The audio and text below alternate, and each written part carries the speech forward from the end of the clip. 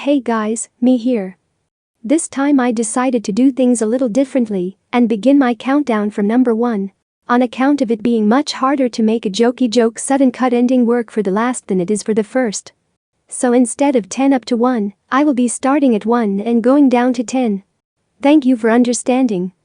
Also there might be spoilers in here, but maybe or maybe not, since the only one who can truly decide how much spoils a spoiler could spoil for a spoiler to be considered spoilers is you, yourself and you. Thank you for your understanding.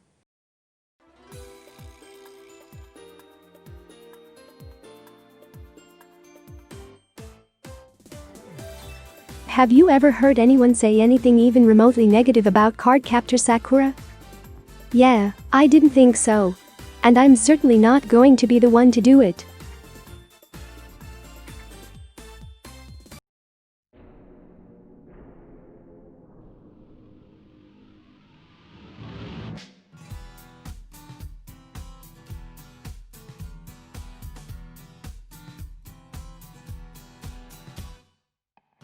Lum Invader, an awkward and introverted 14-year-old, is one of the many girls from her school to receive a disturbing email from her classmate Shinobu, the very same Shinobu who recently committed suicide.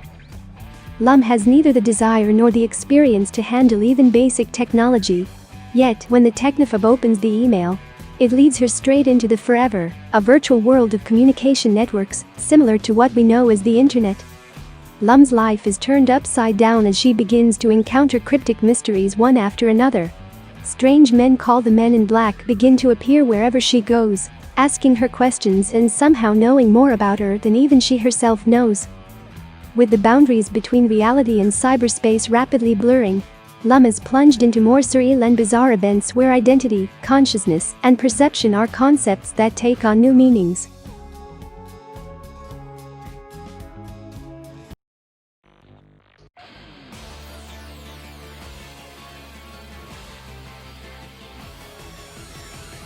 Very intense. Sugoi funny. Cute boy dressed as cute girl. And a very mondo romance. Add all these elements together and you get the recipe for a good pizza pie and also a good anime. 9 out of 10. Or should I say, 9 out of times. Kono Subarasashi Sekai wo no Shukifuku wo, colloquially and affectionately referred to as Kanasazanazuo, was a very intense time. The story centers on our protagonist Kazuma as he struggles to try and get accustomed to the new fantasy world he abruptly finds himself within, following his untimely decisseling of life into being dead but then being alive again, but in a different world. But then totally unexpectedly, the dying and being alive and dying and being alive again does not end there. For Kazuma has a mysterious power that revives him to an early point every time he dies, almost like a checkpoint in a video game, where when you die you don't just undergo rapid ego death and become discarded into the ether of non-existence, but instead go back to the last signpost. How will Kazuma use this power to get the girls and become cool and strong? Watch Kanasazanazuo yourself to find out. You won't regret it. Okay, so some of you might say that it's cheating to have Steins Gate twice. But some of me would say that you are all wrongo drongos. Steins Gate 0 might not be as good as Steins Gate without the 0, but it's still pretty good.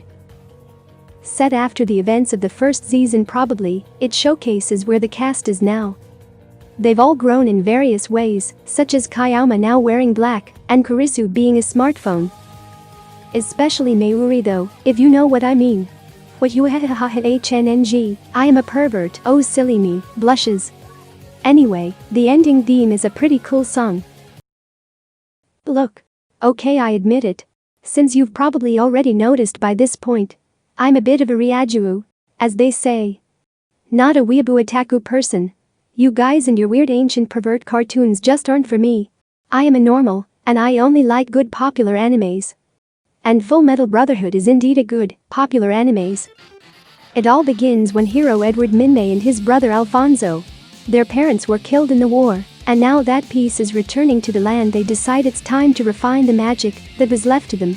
The aether quakes as the light of alchemy eliminates all, but in a freak accident Edward ends up altering the composition of his own flesh, transforming his arm into metal. With this unexpectedly strong power unleashed, the 7 sages quickly become alerted and start pursuing him to the technique for their own. And just like this, Full Metal Alchemist Brotherhood Edition begins. The ensuing epic is a tale of love, death and barrels that is sure to stand the test of the ages of time. Fate Unlimited Blade Works is what I like to refer to as a benchmark series. You can tell a lot about a person as an anime viewer based on how they respond to it. Are they stupid dumb peoples that only like to switch their brainies off and watch boring action thriller power fantasy schmuck? Or are they enlightened cool guys that prefer to instead leave their brains on while they watch their boring action thriller power fantasy schmuck? Because Fate Unlimited Blade Works is a story about themes and about morals. So if you don't smart, then you can't fart. You feel? Now, I know that the big bad watch order might seem off-putting at first. But when you break it down, it's actually not that complicated. So first you need to keep in mind that you can't start off with Unlimited Blade Works because it spoils the prequel Zero. Understandable. But you can't start with Zero either since it spoils the sequel Unlimited Blade Works. Gotcha. And you can't watch the original Fate Stay Night yet because it's bad and you need to build up your tolerance first. Same for Apocrypha. However, neither can you watch Heaven's Veil without Unlimited Blade Works or Zero first, so that's off the cards. Prisma Ilia is a spin-off, so you can't watch it without seeing the mains first, and Amiya's Kitchen is a sequel to Heaven's Veil, so that's a no-go. Both of which are secretly hidden reverse adaptations of certain segments of Hollow Ataraxia, so you need to have read that first in order to properly appreciate them. But again, keep in mind that Hollow Ataraxia is a sequel to Fate Stay Night, Unlimited Blade Works in Heaven's Veil. Additionally, Lord El Meloy is an alternate sequel to Zero that happens adjacent or in place of Unlimited Blade Works. Then the Grand Order specials revisit the Fuyuki incident, so you'd want Unlimited Blade Works under your belt first. But thankfully the extra half of the franchise is a simple story. You see, Extra is an alternate sequel to an alternate Unlimited Blade Works. Then the next game, Extra CCC, is a midquel to an alternate version of the original Extra. Then there are 2 branching points from the Extra ending. First off is Extra Last Encore, a sequel to the bad end of an alternate version of Extra.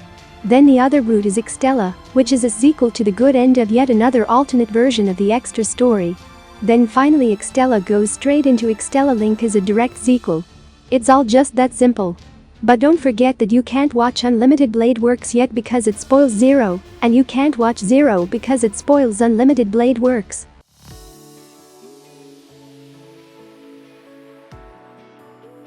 Haha, sorry guys.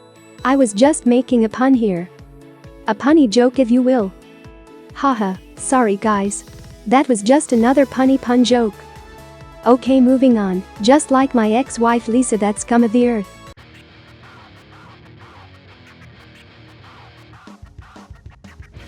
Big spacey drill go BRR.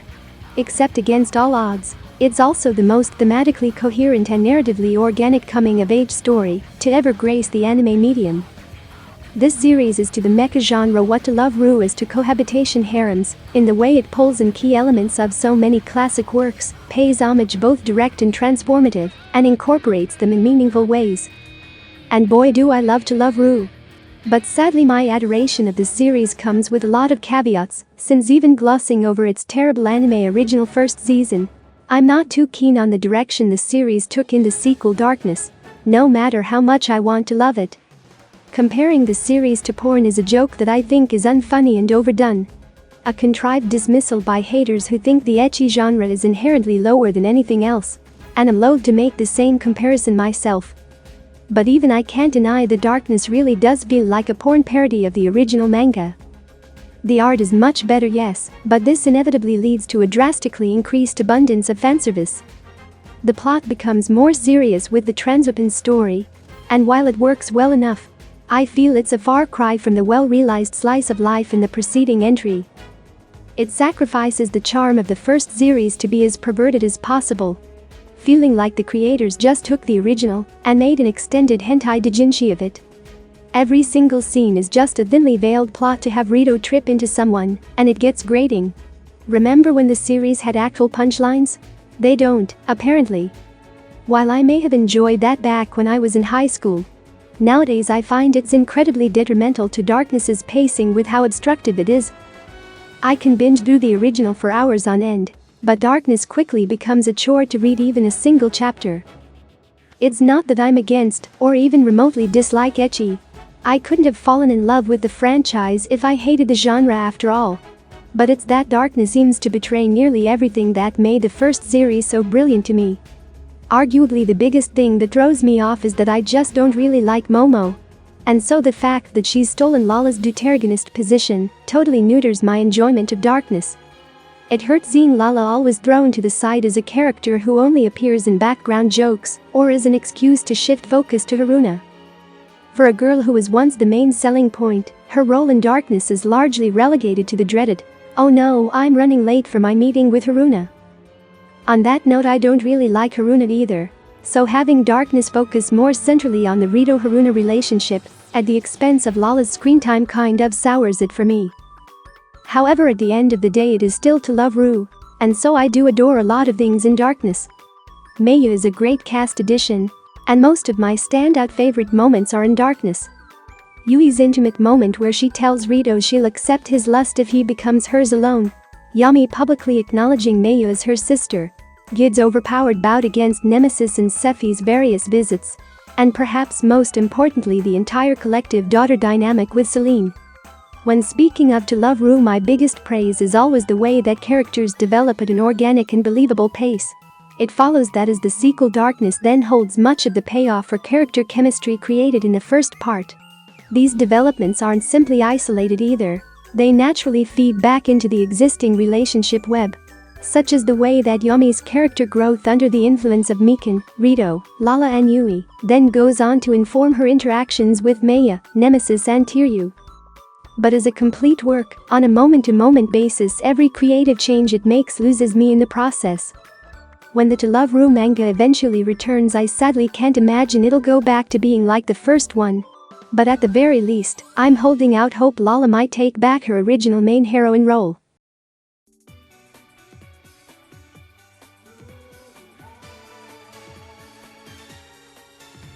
Since my number one is Gurren Lagann, it makes sense that Kill la Kill is also my half number one, since they are the same show in different clothing. Gurren Lagann is a story about a boy becoming a man, while Kill la Kill is a story about a girl becoming a man. Featuring good sono, good musics and lots of funny comedy laughs, Kill la Kill becomes the ultimate in anime experiences that aren't Gurren Lagann. Where were you when Studio Trigger saved anime? Haha. Get it? I think SAO doesn't get enough recognition for being one of the surprisingly few anime to have consistent creative swordplay choreography. You'd think it'd be more common considering how swords are so frequent in anime. But on a consistent basis, the only other one that really comes to mind for me other than SAO is Toji no Miko. And frankly, I'm gonna say it, Kirito is underrated. SAO is far from the worst offender in any of its common criticisms of wish fulfillment isekai or overpowered male harem MC, and hides a genuinely interesting discussion in there with its contemporary approach to technology, VR and cybersecurity. As the protagonist, Kirito is most emblematic of this. He engages with such topics in an exceedingly modern way that anime traditionally does not, and that deserves far more attention than it receives. There is a very intriguing character conflict in there about the long-term effects of the Sword Art Online incident and the ensuing friction. Kirito understandably no longer trusts VR, yet at the same time, cannot truly pull himself away from his passion for the medium, and for a long time compromises to keep it held at arm's length. So what does he ultimately do about this inner turmoil? He does not overthrow the system or scorn its creator. He does not magically go preach to the masses that virtual reality is bad and convert them back to their senses. He does not shift the paradigm through his status as protagonist. Nothing that obnoxious. No, Kirito attends cybersecurity lectures. He keeps up with the latest digital trends and becomes more involved in the developer side of things. He becomes informed. Kirito is a character you can rarely discuss due to how heavily the cries against him obfuscate any potential merit. Yet when you push past that, there is indeed a compelling character focus, driven by a grounded sense of modern digital anxiety that makes him quite a unique character in a medium that, with very few exceptions, is traditionally tone-deaf whenever technology is involved. His actions in the wake of the Sword Art Online incident display a grounded, mature response to digital reality loss and online addiction, and are a brilliant component of his character that doesn't get nearly the attention it deserves. It's for reasons such as this that I believe Sword Art Online is actually a very underrated anime hidden gem that nobody has ever heard of or seen on account of its age. And so I will recommend this to anyone who likes good fight scenes and an emoto car with big friggin' bongos, like massive cannons. Duo.